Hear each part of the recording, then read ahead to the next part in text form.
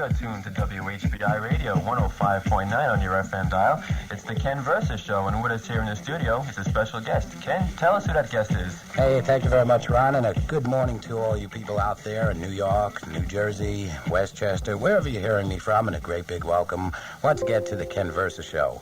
And indeed, we do have a special guest with us in the studio for at least the first half hour of the Ken Versus Show. Her name is Molly McCloskey. Now, for those of you who are wondering, who the heck is Molly McCloskey? Well, she is the teacher or the host of Romper Room, which airs on television station WOR TV Channel 9 weekdays from 10 a.m. to 11 a.m. And I know Romper Room first off, I want to welcome you to the Ken Versus Show, Molly, and have you been a good doobie? Today I have. Okay. I want to also thank you very much for taking time out of your busy schedule to come on down to the studio here. And, well, how would you consider yourself, first off, on Romper Room? A teacher, a host? I can't quite get that straight in my mind. It's a little bit of a mix. First of all, I want to thank you for having me on. Well. This is my first radio interview. Oh. It really is. And some of the people that don't know me as Molly McCloskey will know me as Miss Molly. Okay. Which, I get used to. But Good golly, right? I hear that all the time. People tease Sometimes, you about yeah, that. I have a, we just got Romper Room jackets, which I have Miss Molly on it. And when I wear it on the street, people who don't even know I'm Miss Molly will say, I'll walk by and they'll go, good golly, Miss Molly. And I go, oh, yeah, that's right. Yeah. But on the air, I am television teacher, but also a bit of playmate, a bit of an entertainer, a little bit of everything. Right. How long has Romper Room been on the air? The Romper Room program as Romper Room has been on 30 years. In New York, it's been on 25 years. It started 30 years ago in That's Baltimore. as old as me, I'll tell you the truth. I remember Romper. I remember watching Romper Room when I was little. When I grew up, I watched Romper Room. In fact, when I heard about the audition and someone said Romper Room, I went, Romper Room? Oh, I used to watch that all the time when I was little. A lot. In fact, I find a lot of the parents now that are bringing the children in either were on Romper Room when they were kids or saw Romper Room, and so that's kind of the attraction. That's good. I was thinking about that, which I'll get into that a little bit with you later, about parents bringing children onto Romper Room. How long have you been with Romper Room? I've been with Romper Room Enterprises for 2 years. I've been on Romper Room in New York since September. Before I came to New York, I did a syndicated version of Romper Room. And when you say syndicated version, how do you mean? We, 2 years ago, taped 100 shows in Baltimore that are half-hour Romper Room shows that go around the country in syndication. There are about, I think there now are about 40 cities that I am on, and on different stations. Not only here in New York. It's not only here in New York. There are several other live Romper Room shows as well. Oh, really? There's around the country. There's one in L.A. and San Francisco. There's one in Canada. There are Romper Room shows in other parts of other countries. I never knew Romper Room was broken up like that. Mm-hmm. Well, originally, when Romper Room first started, when all the Romper Room shows were live, it wasn't syndicated. There was a different teacher in every city. I grew up watching Miss Janie, whereas someone in New York may have grown up watching either Miss Louise or Miss Marianne, and someone in California saw somebody else, and somebody down in Kansas saw somebody else, whatever, What did you do prior to Romper Room, and again, how'd you get the job? Well, how I got the job is that's kind of an interesting story, but before I did Romper Room, I was in a movie called Night Riders, which George Romero did. He did Dawn of the Dead, Night of the Living Dead, and The Scary. Well, this was his first non-horror type picture. You made a movie? What'd you do? I had a very small part in it. It was really a lot of fun. I was called the Corn Cook's Woman. In fact, just recently that movie was on HBO. Oh, really? Yeah, last week. That's when I was blonde. Now I'm going to try to get a chance to catch that one. Okay. But I was in New York for the opening of the movie, and I was looking for an apartment, looking to go on some auditions, and break into the New York scene or whatever. And a friend of a friend told me, and actually it was David Spangler who writes the music for Romper Room. I was in his office one day and I had just met him. He said, "What are you doing?" I said, "Oh, I'm going to go audition, la-da-da-da." And he said, "You'd be perfect for Romper Room." And I laughed, and he said, "I'll call you in Pittsburgh and you can fly up if you're not already in New York when I hear about the audition." I said, "Okay, sure." Left the office thinking, never happened, never hear from him. Right. That afternoon at 3 o'clock, I happened to be in my other friend's apartment for 5 minutes, put the bags down. He called, they're here today. He said, call them. It was 3 o'clock. I called them. I spoke to the woman who became my producer. Right. She said, we'll be here till 3:30. I hung up the phone, said I'm on my way. I showed up at 25 after 3. I was the last person they saw that day. Would you have to go through some kind of test? The first day I just had to talk to them.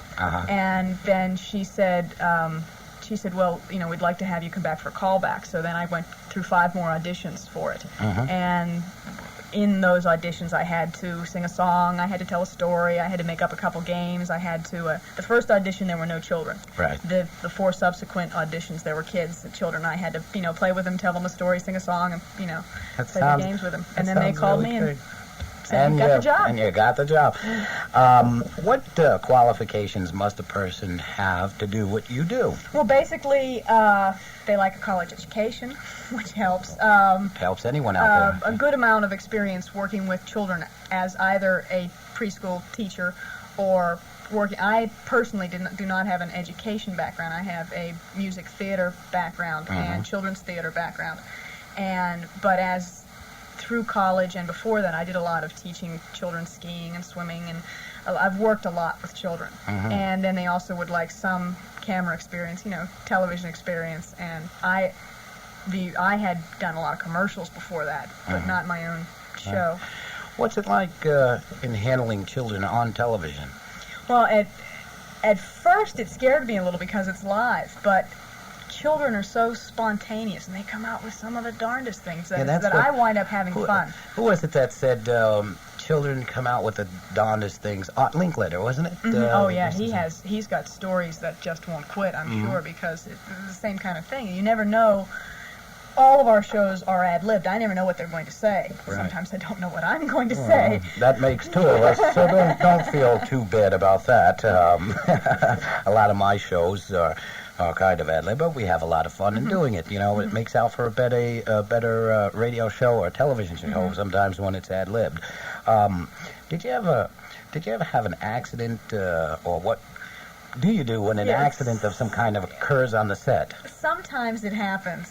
In fact, on our Christmas Eve show, one of the poor little girls, we were playing a game where she had to cover her eyes, and we were all sitting on the floor, and she leaned over to duck and banged her head on the floor and started to cry. And in that instance, the only thing I can do is try to comfort her as best as I can. I always feel so terrible for them, the poor thing. That is the worst thing that's ever happened. Usually maybe a child cut his finger or something. I'll tell you the truth. I gave him a hug. Okay, now, viewing it, I saw the show that you're particularly talking about because my daughter subjects me to the show.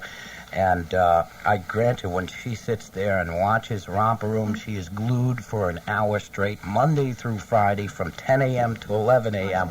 And Does she get up and play any of the games with us? No, she just sits there. Oh, you have to encourage her to play the games with us. Really? That's what's special about Romper Room. You've got to encourage her to play the games with us. I'm going to try that. Really, no, really. When I watched it a few times, I saw the particular incident where the little girl had banged her head, and how you handled it. It was pretty good. She went off camera or something like that, and then she came back on, and that's the important part, that they come back on, because I try to hug them and comfort them, and then we have, I have help I've got great help in the studio, in fact, my 2 assistants, Elise and Joanna, and though she goes off and they take care of her, and then when she comes back, it's very important that I show the friends at home that, look, she's okay, Right. How can a child participate on Romper Room, and what are the restrictions or the ages? Our children are 4, 5, and occasionally 6 years old. We have a 3.5-year waiting list. Wow. For the show. We have lots of people who write in and want their children to be on the show, and so usually when a parent has a child that's maybe a year or 2 years old, they write into the station and ask to be put on the waiting list. And then as the names come up, I interview each of the children to make sure they want to be on the show, and make sure that sometimes there's between age 3 and 4, some of the children may have to wait like a month or 2 after their 4th birthday, just until they get a little more, they're not quite as shy, or they'll be willing to participate and answer and enjoy it themselves. So I interview them, and then they come on, and the children that are too late for the waiting list, what they can do is become visitors. they can come on and we send them visitor tickets, and then they're on for a day. And they watch the show being done, and then they play some of the games with us. So a child that's on Romper Room is on for a long period of time? 2 weeks. 2 weeks. Okay. All righty. Molly McCloskey, who is our guest here on the Ken Versus Show. She is the teacher, co-host, actress, entertainer for Romper Room, which airs on television station WOR-TV. We'll be back to talk with you in just a moment, okay? So don't go away. We'll be right back. Ken Versa here with you, right here on the Ken Versa Show. And with me in the studio, our special guest, Molly McCloskey, who is the, again, teacher, co-host, actress, everything woman on Romper Room. And for those of you people out there who don't remember Romper Room, I remember it. It's been on many, many years. 25 years in New York, 25 and years. 30 years around, and it started 30 years ago in Baltimore. I remember sitting in front of the television set when the segment came with the mirror, the magic mirror, and I've always said to myself, when the heck is she going to call my name out? But getting back to children and Romper Room, and I think children are a fascinating subject, and being that Romper Room has been on the air so many years, in which it has been, have you ever had children that have appeared on Romper Room and that have become a television or commercial star from Romper Room? Not that I know of. And I spoke to my producers about that and asked them if they knew of anybody. No, not that I know. Sometimes there have been occasions, in fact, I've met a couple of children that have been on who said that they have, agents or whatever who they tell them to watch. But as far as whether anyone has actually gone on, I don't know. Do you do much rehearsing for your shows? You did say something about unrehearsed. I do. Well, I do preparations the day before each show. I prepare the script, and several weeks before I decide, I contact guests and visitors or anybody. But I have a rundown every day. First we're going to play Flopsy, and then we're going to do this, and then we'll go off to that tape, and then we'll go to a break. But as far as what I say in between, I don't really think about it until the time comes. What about funny experiences? Have you had any on the show? With the kids or, with yourself? There was one. There was one very funny that I really enjoyed. A couple weeks ago, there was a little girl named Michelle. Oh, cute as a bug's ear. She was so cute. And we were doing a piano segment. We have a delightful man named Carmino who comes on, and he's the story song man. And she's really very tiny, so we had her sitting on top of the piano. And Carmino's playing along, and all the kids are singing. At the end, Michelle turns around to me, and she said, "Miss Molly," she said, "when he was playing, he tickled my tushy." And at that instant, I started to laugh, and I said, "Well, Michelle, the reason," and it set up a great lesson for me, because I said, the reason it tickles your tushy is because there are lots of strings in the piano, and when he hits up a key, the strings vibrate, and the piano vibrates, and that's what tickles your tushy. Oh, that's really nice. What is the difference? That's really good, let me tell you. What is the difference between Romper Room and Sesame Street or other children's programs that are on television today? Well, most of the children's programs are geared towards learning for the preschoolers. And as Romper Room does, we do a lot of teaching, but we also encourage active participation. A lot of times I talk directly to the friends at home. I say, you at your house, would you like to get up and play Jack-in-the-Box with us? And do you have many parents saying that? I have a lot of parents who write in and say, little Susie was playing Jack-in-the-Box with you today, or Flopsy Flop, or any of the games, and I encourage them to sing with me when I sing, and I try and tell the words as quickly as I can, so they learn the words. They're all encouraged every time we say the pledge to stand up, put their hand over their heart, and say the pledge. I remember that from the day one that Romper Room started. Sure, that is basically the difference. We do a lot of teaching, and even if I'm spelling a word, I'll say, friends at home, spell it with me. And you feel like I hear them. I say, "Oh, that's good. You spelled it correctly." Do you feel like you're working for the public school system as a teacher? I mean, doing a classroom type program. It is a little bit like a classroom type program. It's more like a kindergarten or a nursery school program because we do teach, but we also play with them because at that age we're also developing their attention span. Right. Because you can't expect a 3-year-old or a 2-year-old. Let's say, for instance, if the cameras were not there, the lights were not there, would you, as a teacher, would you handle it the same way? If I were a teacher, yeah, I guess I would. And you have I'd like to have the fun with them and teach as well. I think in school, I don't know, it's been a while since I was in school, but I think in school there's a lot more instruction than play. And in Romper Room, I think it's a 50-50. But then again, we instruct through play too, and I think there are a lot of really creative preschool teachers that do that as well. And you have animals that come on the show. Oh, How does that, Kimball, Granny, and Up are 3 of our characters who help They help with a lot of social type lessons, as how to act, how to behave, and in fact, Granny Cat. I do Granny Cat. Right. I'm the voice for Granny Cat, and that's a puppet. Is that right? She is a puppet. Okay. Yes, she is. And, she sings and she teaches mostly social type things. Of course, then Up gets into the alphabet and the numbers because he gets a little confused on occasion. Romper Room, of course, has been on many years, as we know.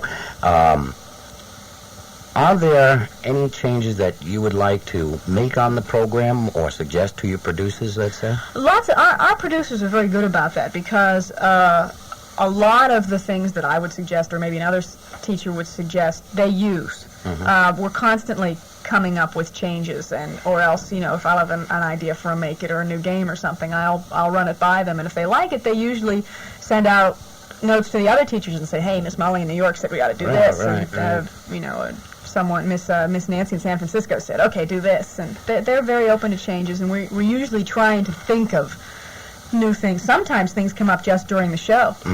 Sometimes the children will suggest it. Wow. Lots of times I've been playing games and someone will say, well, gee, why don't we do it this way? And I'll go, okay, sure, why not?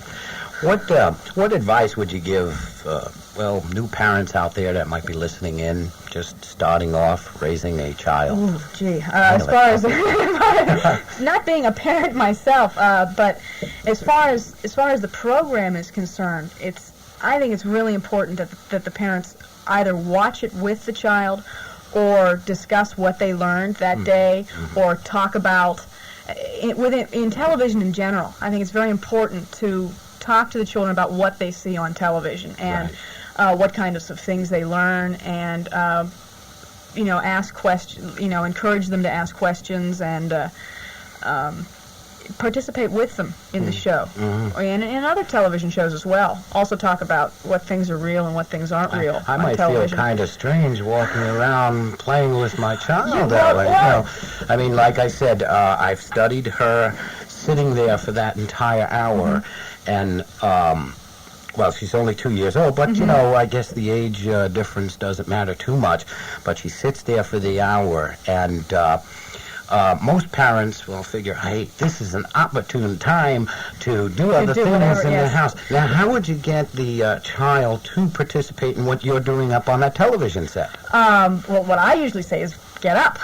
But as far as a parent is concerned, say, okay, and if the child at first feels a little strange, this lady's in this little box and she's telling me to stand up, the parent says, okay, let's play it together. Right. Now, at first, you may feel a little silly playing Jack in the Box with your 2-year-old child, but after about 5 minutes, you might learn to enjoy it. Yeah, right.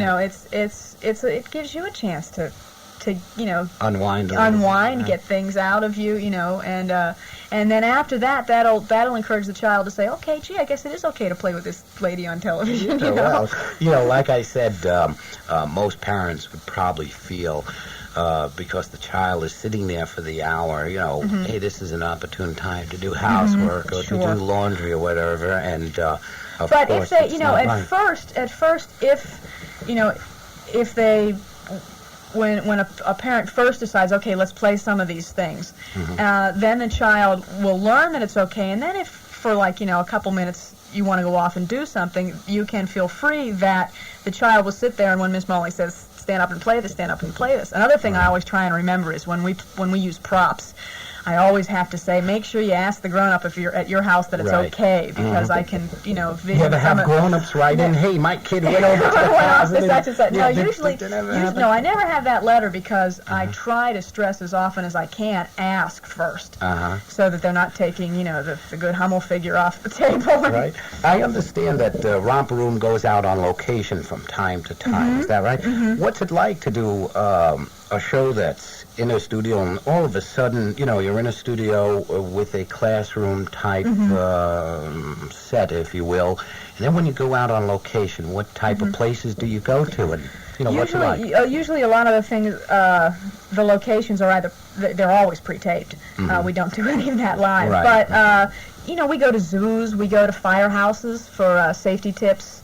When we go to, within the next couple of weeks, we're going to go up to Ski Wyndham, where they have a special program just for children to learn how to ski. It's called the Smoky really? Bear Ski Program. Sounds great. And they went to we go to the San Diego Zoo and SeaWorld, and we spent a whole week doing a bunch of things in Williamsburg to talk about how life was, back in colonial days. Are the rest of the Romper Room syndicated programs doing the same thing, going out on location? Usually they also they go out on location for local type things, and then we also have all the other stations have the location shoots that Kimball, Granny, and Up did. They go all over the country, and that's the kind of thing that's produced through the main producers in Baltimore.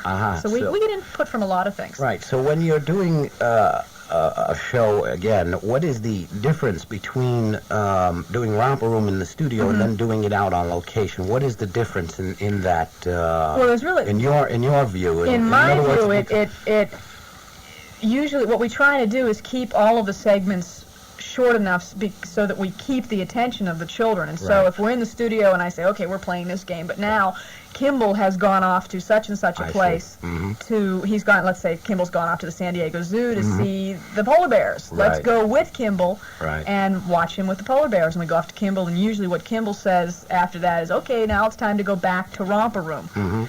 And then that way the child knows, okay, we're going to go back to Romper Room, which is right there in the studio. So outside of shows like Romper Room, Sesame Street, shows of that nature, which are the learning programs that you really feel, in the way of television, preteens to watch? I mean, you gave us some advice about television in the way of programming. How can a parent program television programs for their children? I mean, how does a parent go about that?